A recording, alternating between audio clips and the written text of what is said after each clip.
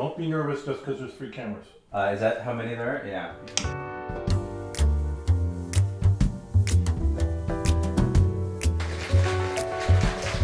So what are we drinking? It's a surprise.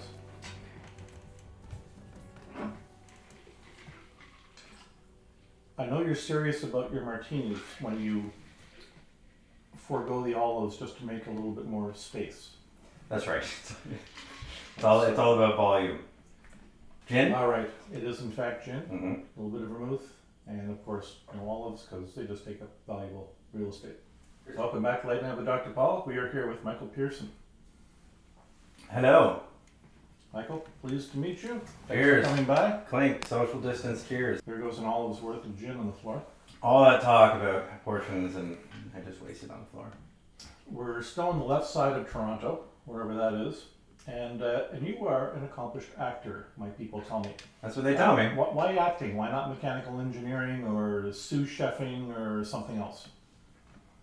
Ability, probably for those specifics. Although I have been learning more about cooking. Is it an nowadays. abundance of acting ability or a lack of In chefing both, ability? yeah. Mechanical engineering, do not hire me for that. I can spell I can act as a mechanical engineer, so if I can pretend, but it. No, it's pretty impressive. I know some mechanical engineers that can't even act like mechanical engineers. not true. Well, like acting, you need to train, you need to practice, which leads me to the Yeah. next question. Where did you train? Where did you learn your craft? I trained at Brock University for my formal actors training out in St. Catharines. Go Badgers. It was I loved it out there. It was my memory of my university training, or university in general. When I was in high school, Brock has its well-known moniker, unfortunately, of, you walk and talk, you go to Brock. It was most people's backup school. And after visiting all the different universities that I wanted to go to, luckily I got into all of them, so I had my pick. And once I visited Brock, I realized it was my number one choice.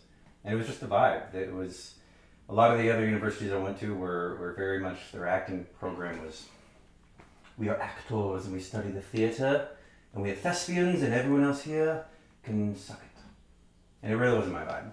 Where I got to Brock and it was, we're a young school, let's bring in some artists that just want to use the stage as a playground and let's play.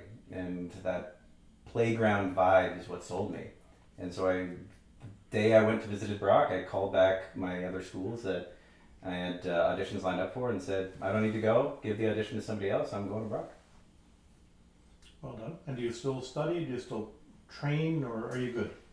No, you're never done training. No artist should ever think that they are done their training. Right before COVID hit, I was lined up. I was super gung-ho and excited to get back into the studio and start broadening the experience specifically for film. I went to Brock for theater, and in the last few years, have fallen in love with film acting. And they're two completely different beats, so I wanted to learn. Is that your favorite now, having dabbled in various areas as opposed to TV or voiceover or?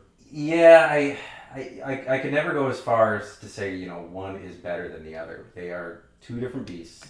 What I love about theater is you spend more time in a collaborative effort for a long period of time building the story, and you don't get to leave character, right? When you become your character, you get into the situation, you understand the circumstances, you understand where you're coming from, where you're going, and you are in that character. You are that character for 2-3 hours.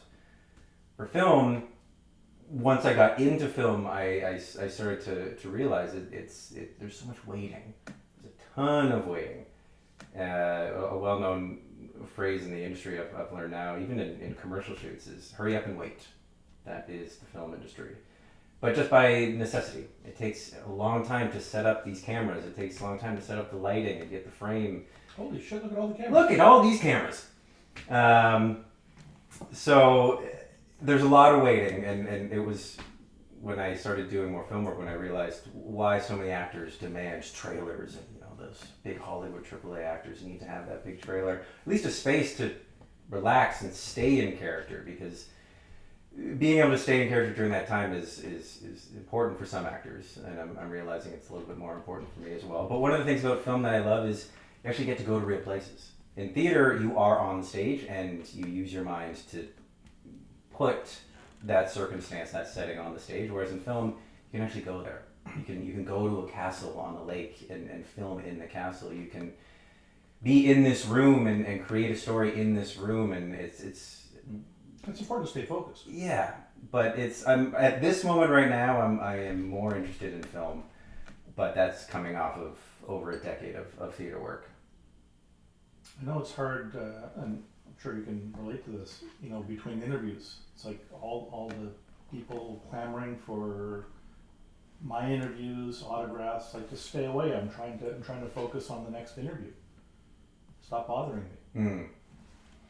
Bit of a pain. Anyway, I digress. I understand you do some teaching of the dramatic arts as well. Yes, I do. I am on top of teaching, I am a high school teacher at the Peel District School Board. So I've done a few LTOs, so that's long-term occasional for the uninitiated. And I enjoy it. I credit it to my high school drama teacher. And it's Sukan, if you're watching, I can definitely credit you for my interest in teaching. She was the reason I discovered acting in general. I took grade 9 drama as an elective in high school because I thought it would be an easy grade. It's 100% accurate, and I tell my students that myself. You don't need to have a reason to take drama that is artistic. The fact that you're taking it is an opportunity for you to discover it. And I wanted to play that role for other children. What sort of age groups do you teach typically? I have literally taught every age group. So I spent some time as a teacher in a daycare. Quickly realized it's not where I wanted to be. But no, it wasn't the germs, it wasn't any of that. It was I love playing, and that's why I love acting, because you get in front of the camera, you get on stage, and you just play. You don't be nervous, be willing to make a fool of yourself, and people want to see that. It's the same with entertaining children and educating them. One of my big points of education is if you are not entertaining them, they're not going to stay focused. And I really think there should be a marriage between education and entertainment and intrigue. But the reason I didn't like daycare was because they would never let go of me physically. I would play with them, and then I'd walk into the room, and they'd grab my legs, and I couldn't move. So if I can read between the lines here, what you're saying is that COVID-19 didn't start in a wet market in China. It probably started at preschool. I'll let you have that one on yours. Yeah. That's your perspective. I'll take that as a yes. And just, big jump, but you who are we kidding? Nobody's watching, so just between us. My suspicion is that you teach people to act poorly because you want to make sure that you are keeping all the best roles for yourself. You don't want the competition. Is that fair to say? That'd be a good story. That'd be a great. But I've spent some time in some art-focused schools as well, and there's some great talent at the high school level that I enjoy fostering, and I want to build them up as much as possible. Yeah, it's very magnanimous of you. Not long ago, you starred in a movie called Aim High. I did. I assume that's about a high school filled with gun enthusiasts, or am I wrong? You are wrong. Although that's a story itself right there. No, Aim High is an idiot boyfriend who's oblivious to the fact that his girlfriend wants to slit his throat. I think it's the easiest way to describe it in a nutshell.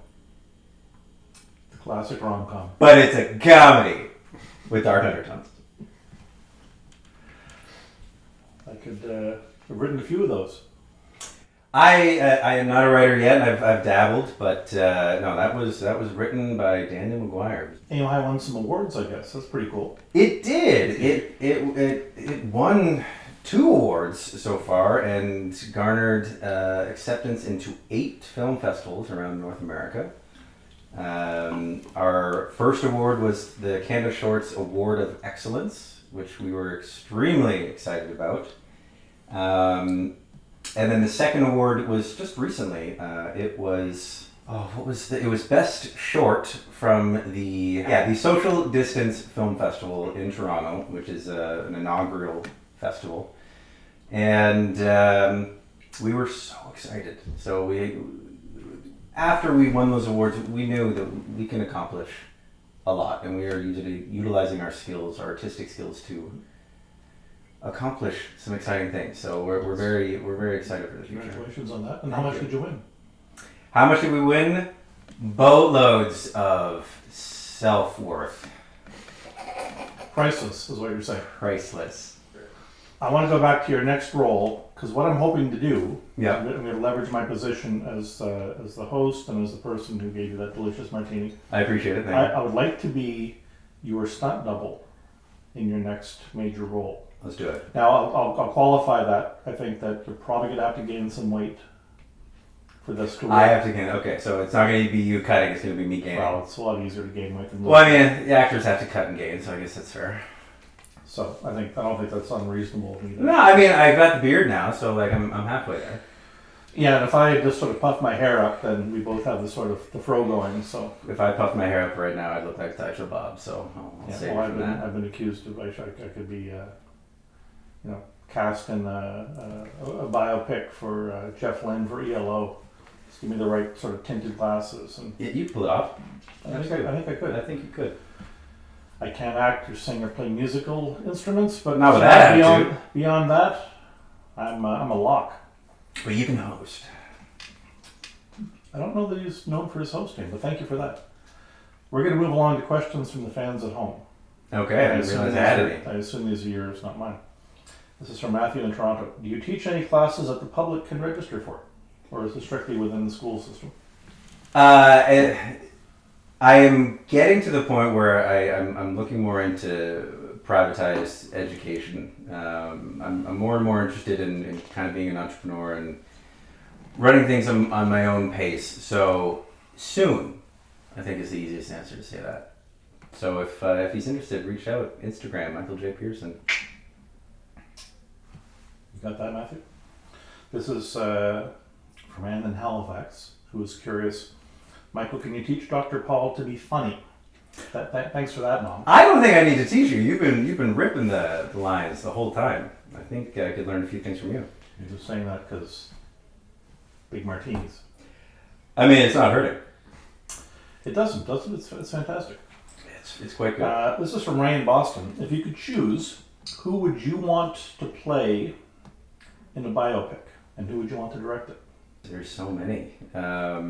For me, right now, I've done so much work in the realm of comedy, and I love that. I love making people laugh and being goofy and not giving a crap about making a fool of myself on stage or on camera. And I've done that for so long that right now in this moment, I'm getting more interested in more darker, villainous characters. And I've played villains before on stage. I haven't quite played many villains on film.